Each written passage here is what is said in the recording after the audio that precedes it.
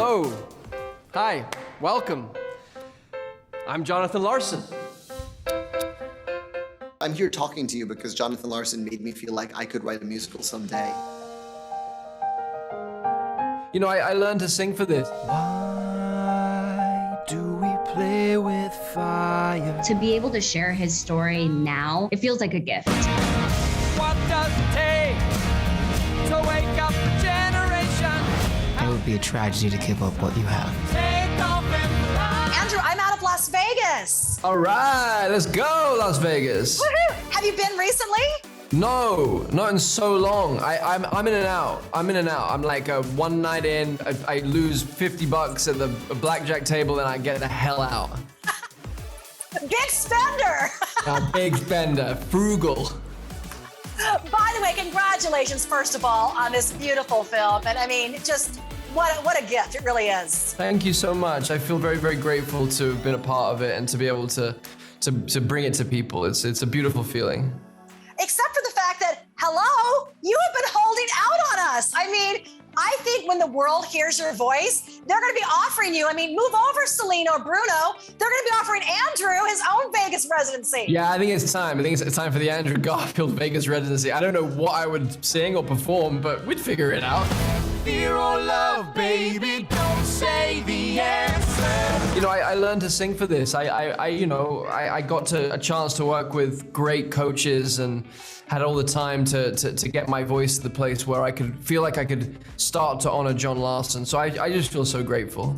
Well, I have to imagine it's equal parts exciting and frightening to put yourself out there like that. And I love how there's this beautiful scene with the brilliant Judith Light, who plays your publicist, and she's talking to Jonathan about the vulnerability of presenting his musical. And I'm sure you could really relate to that because it's the first time you put yourself out there singing on film. Was it something that you could really in that moment relate to? Oh, definitely, of course. But I think that's a feeling that you have with any creative work. Like, yeah. You know, for instance, we released our movie. We had our premiere a couple of nights ago, and it was just absolutely terrifying because you're offering up, you know, part of your heart, a big part of your very vulnerable, bleeding heart to an audience, and they're either going to respond to it or not. And so there's something very moving about that. There's something just deeply, yeah, as you say, vulnerable but life enhancing and enlivening about that as well. Can I hear it? Any day now. 8 years. And the time keeps ticking. Tick, tick. You need to ask, are you letting yourself be led by fear or by love? Fear, 100% fear. Lynn, how are you? Good, how are you? I remember last time we talked how you took a dear friend here one time to Bellagio. It was like her Mecca. That was like such a great experience, right?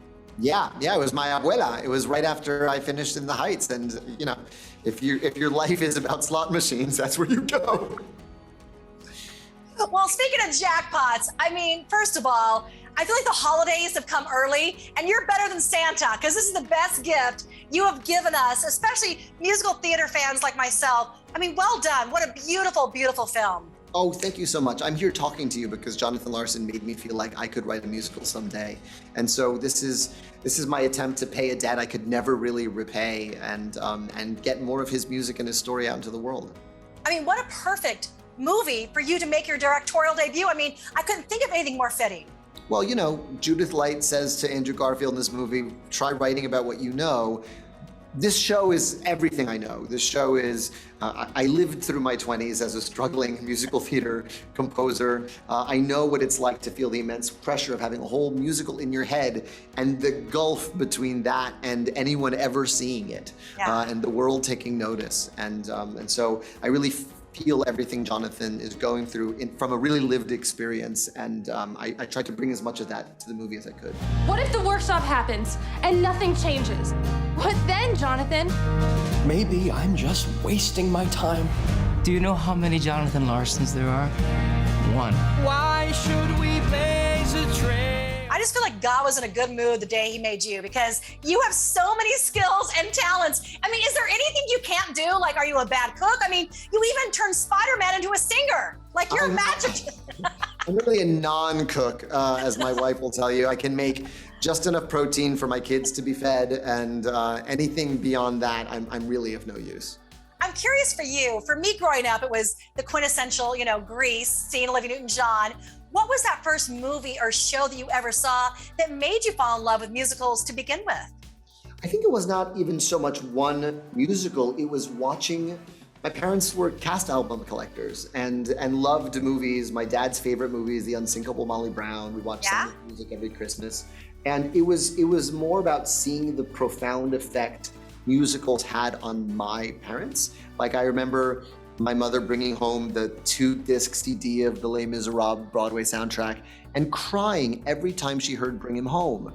And that this thing could make the people I love so moved. It made me want to move people like that, and made me want to create things that affected people, because I saw firsthand how music and story in the right combination can just like move you like nothing else really can. I'm not quite sure why people make things that aren't musicals. They're like the best. They're the hardest. They're incredibly difficult to get right because it's many art forms having to move in the same direction at the same time. But when they're right, and when you have those bring him home moments or defying gravity moments, there's nothing better. No matter what. Keep going, okay?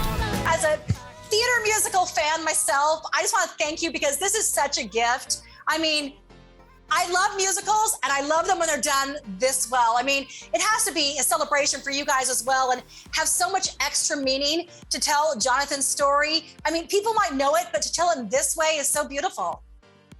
I don't think there's ever been, I'll say it, a more accurate depiction of our lives as musical theater artists, like, period, out there. I mean, and it's the real nitty gritty. I know people who live in New York apartments like Jonathan's right now, and you see that on screen.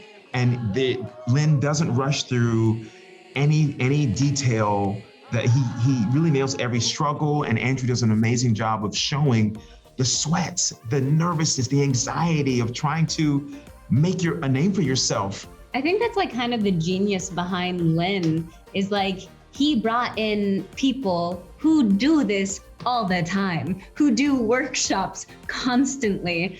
So there was a real genuine energy to it while we were on set, because this is what we do, and we all love it, and we all love Jonathan. So to be able to share his story now, after a really trying and difficult time for us and for artists when they couldn't do what they love, it's just, it feels like a gift. I just hope this is the start of many other singing roles for you, because you've got it, my friend. Thank you so much. I appreciate that. Thank you. And we'll see you in Vegas for the show. Yeah, I'll see you in 2025 when I figure out what I'm gonna do. Okay, sounds good.